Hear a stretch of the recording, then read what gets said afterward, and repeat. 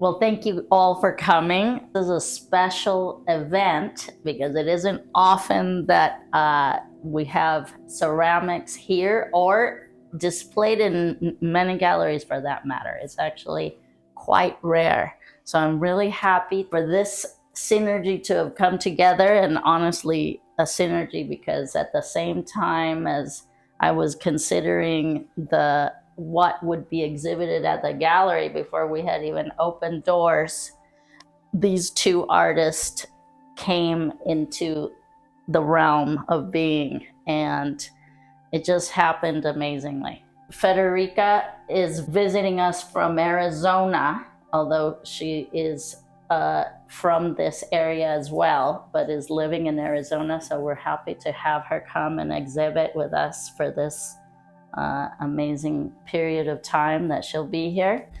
And Monica is a beloved ceramics local.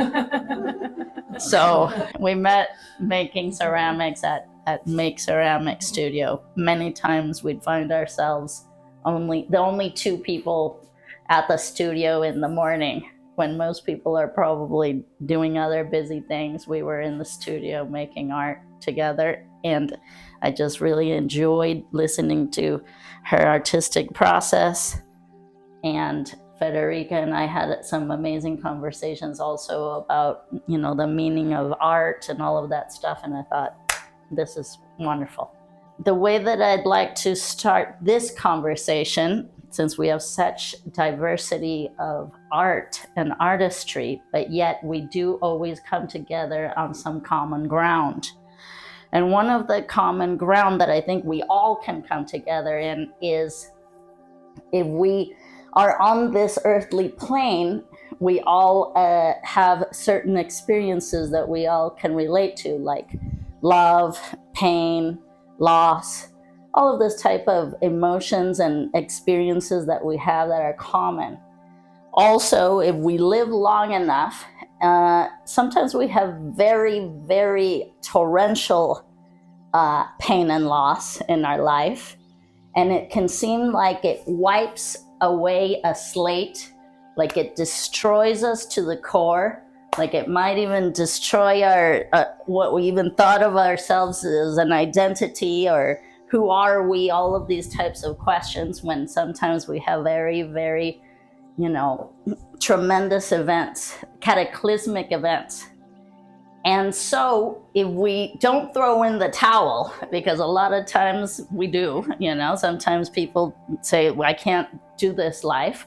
But if we stick around, we realize that there is a new life.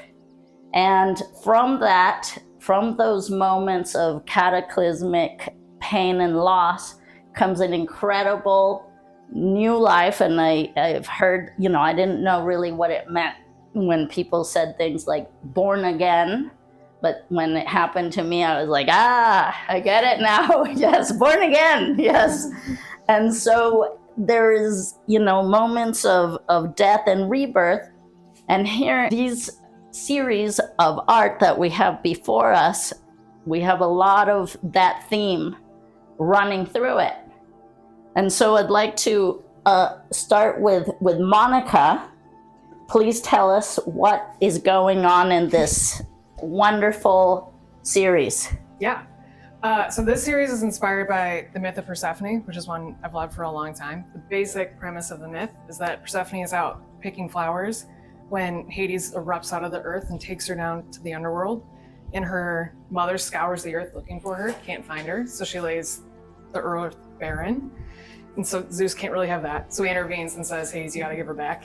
And Hades is like, all right, fine, but gives her some pomegranate seeds, and because she eats the fruit of the underworld, she can't untether from that world. She's of both. So she emerges every spring to be reunited with her mother. She spends the other half of the year underground as the queen, and is more highly regarded than Hades, to be honest.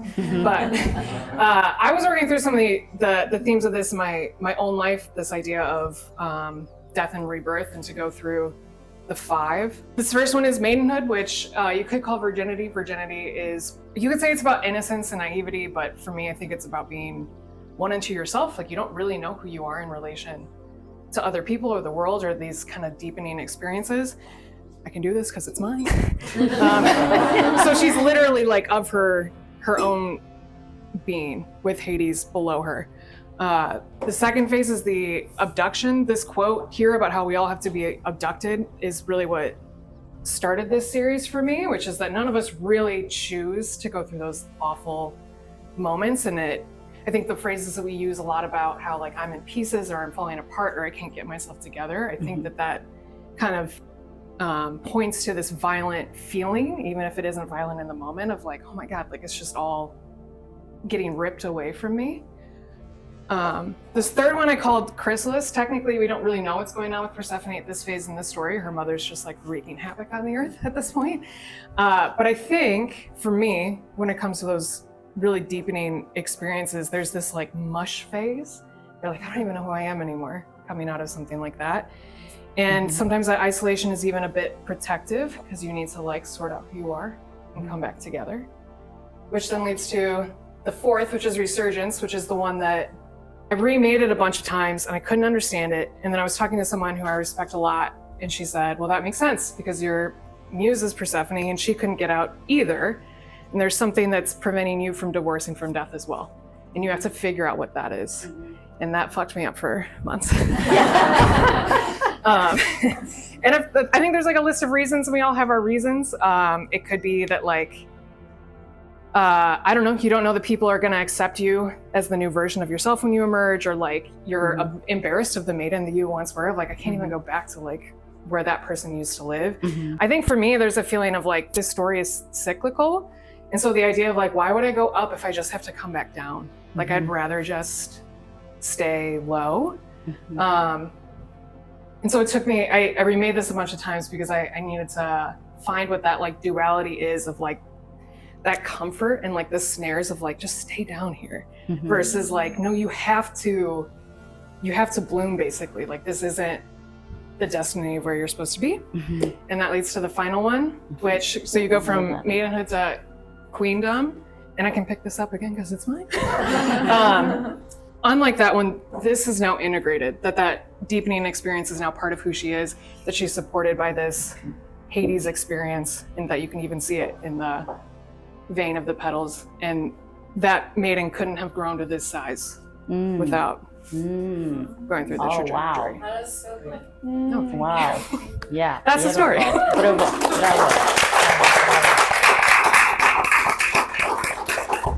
And so, Federica, tell us the moment when you're in destruction or when you have been destroyed.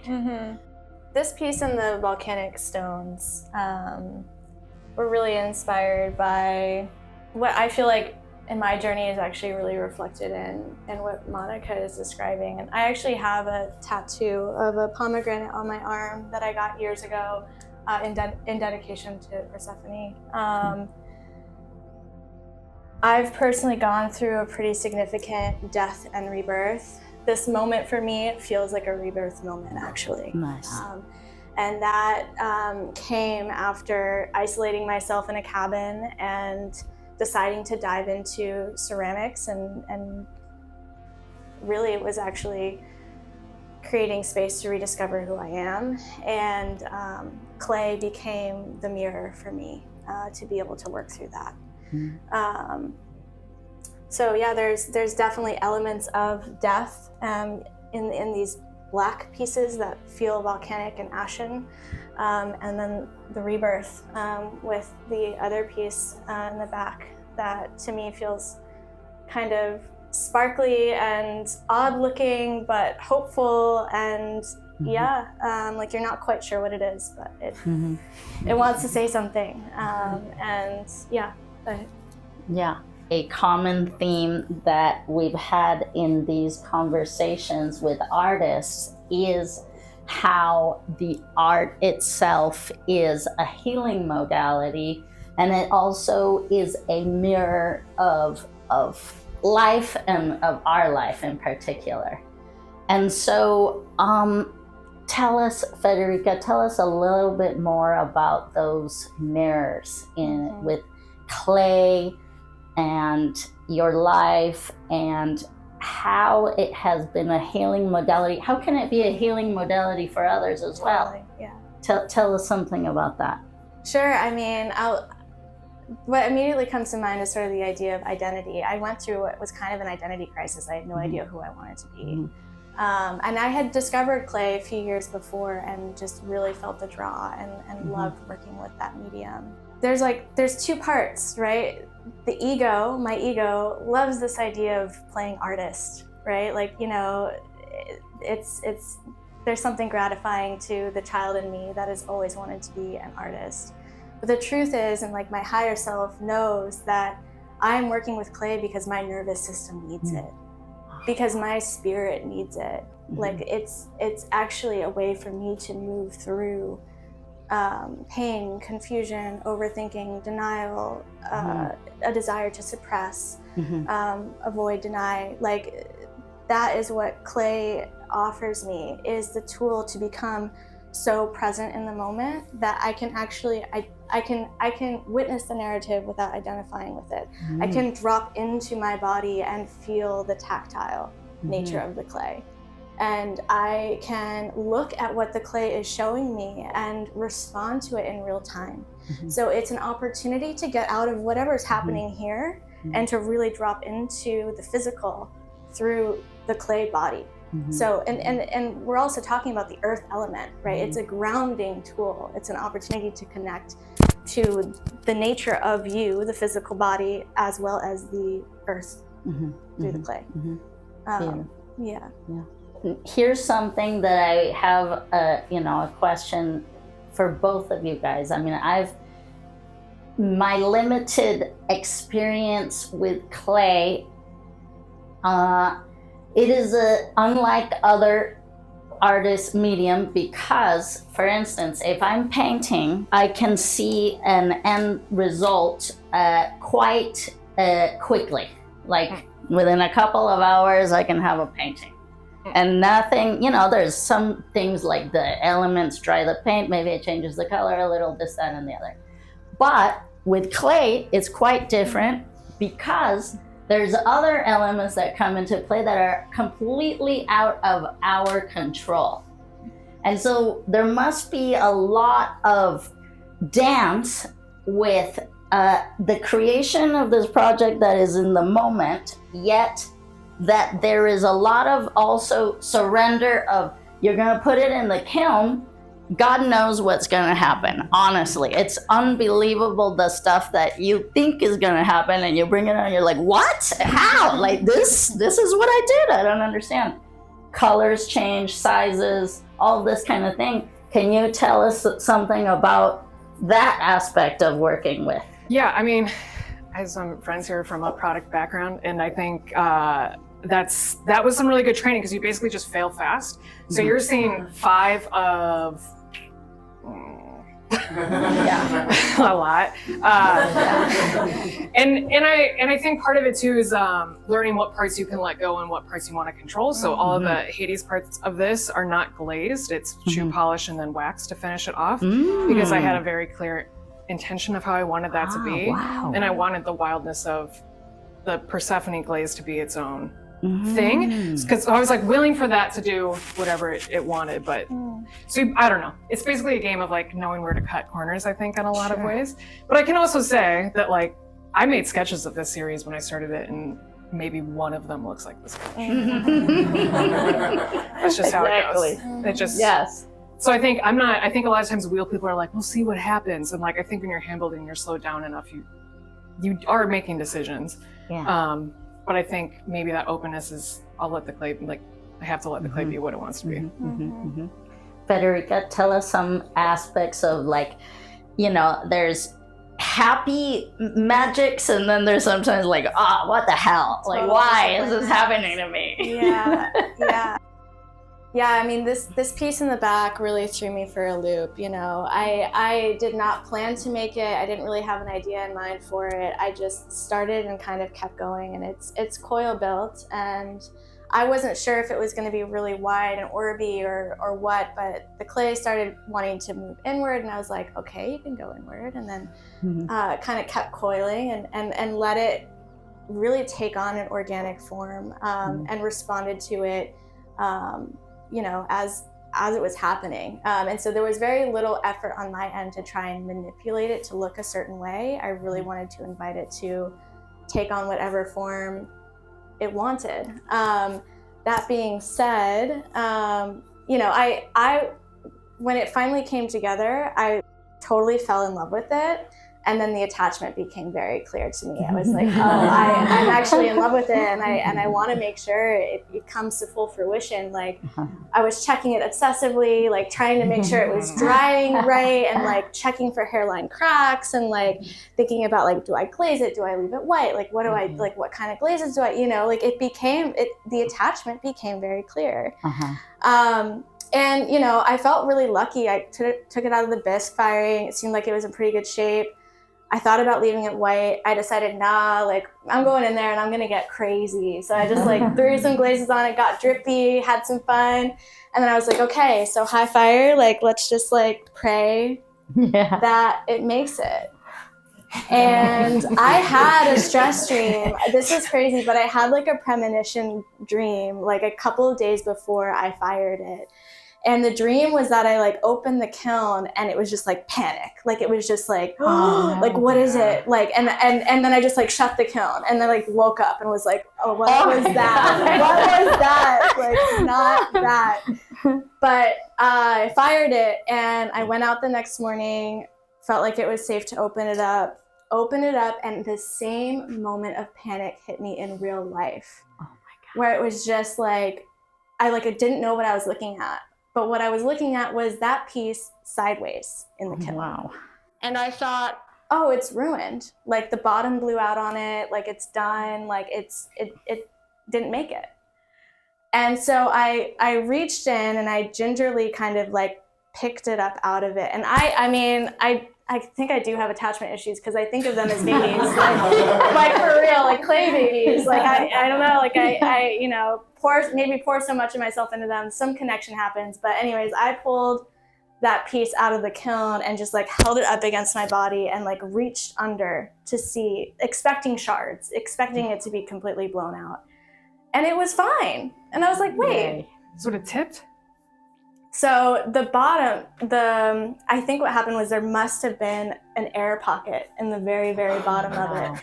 And in the high fire, it collapsed and it's just like this slant here. So it wobbles, it has a wobble.